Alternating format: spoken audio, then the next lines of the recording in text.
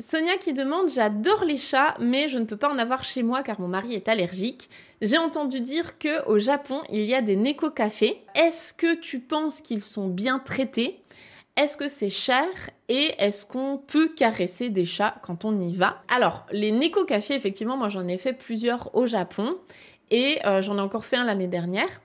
Vous le savez probablement, la cause animale, c'est une cause qui me tient particulièrement à cœur et donc je sélectionne avec soin les établissements dans lesquels je me rends, notamment au Japon, parce que malheureusement, il y a vraiment de tout et il y a surtout du pire et moins de mieux, donc moins de meilleur. J'ai envie de dire, les neko-cafés, c'est le moins pire en termes de maltraitance animale qu'on peut observer au Japon. Néanmoins, moi, je sélectionne vraiment des neko-cafés dans lesquels les chats ont été secourus et peuvent être adoptés.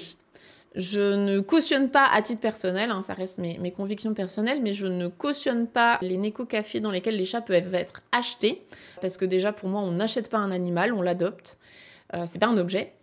Et je ne veux pas non plus tomber sur des neko-cafés qui pensent et qui voient leur chat uniquement comme de la marchandise. Donc pour moi, c'est important de vérifier où est-ce que je vais. Donc l'année dernière, quand je suis allée dans un neko-café à Kyoto, je me suis rendue chez une petite dame qui était absolument adorable. Elle parlait un peu français d'ailleurs, c'était très mignon, elle était déjà venue en France plusieurs fois. Et en fait, c'est un neko-café avec uniquement des chats secourus de la rue. Donc ils ont tous des histoires absolument affreuses. Sortez les mouchoirs, mais ils sont super bien traités, ils sont vraiment mis à l'aise, c'est des pachas, ils font tout ce qu'ils veulent, ils sont géniaux. Et on peut les adopter. Donc il y avait un des chats d'ailleurs qui a été adopté. C'est pour ça qu'il n'était pas là. Il y avait toutes leurs fiches descriptives et donc il y avait un chat qui n'était pas là parce qu'il venait d'être adopté. Donc à titre personnel, moi je ne consomme que ça. Je ne veux pas payer pour potentiellement encourager de la maltraitance animale. Malheureusement, avant d'être sensibilisée à tout ça, je suis déjà allée dans un café pour voir des hiboux et des chouettes. Donc c'était il y a pas loin de 15 ans maintenant.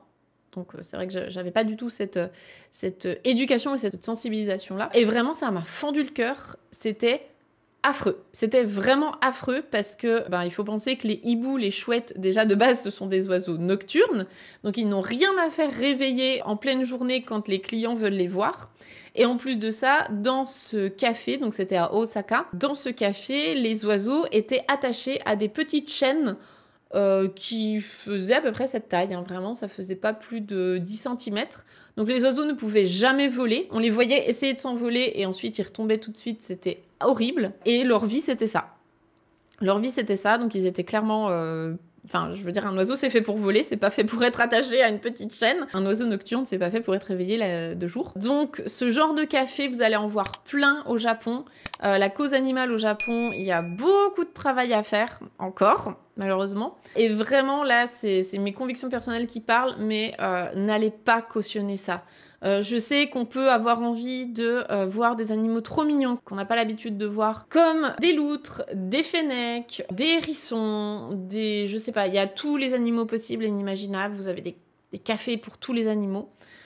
Ces animaux n'ont rien à faire enfermés dans des toutes petites boxes à être caressés à longueur de journée par des humains. Pour la plupart, ce sont des animaux sauvages. Une loutre, c'est un animal sauvage qui a besoin de vivre dans l'eau, qui a besoin de bouger, qui a besoin d'avoir des compagnons.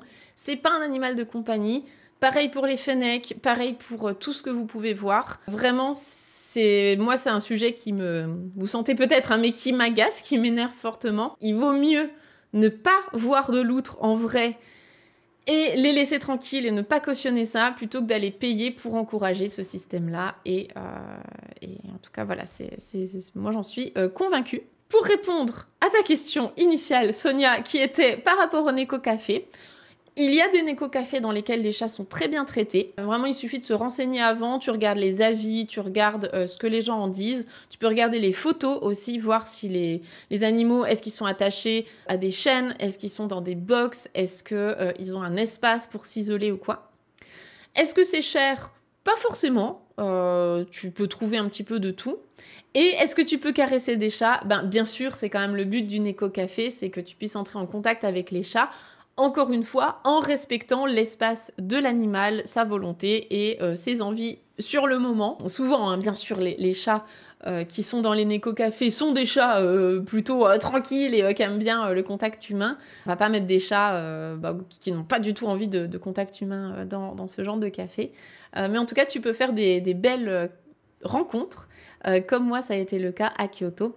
Je pourrais mettre le lien du café dans la description de la vidéo si jamais vous voulez aller à la rencontre de cette petite dame qui a sauvé des chats, dont un qui mangeait des cailloux et du verre pour survivre dans la rue tellement il était affamé et qui maintenant s'est bien remplumé. Donc il y a des jolies histoires et des jolis individus à rencontrer.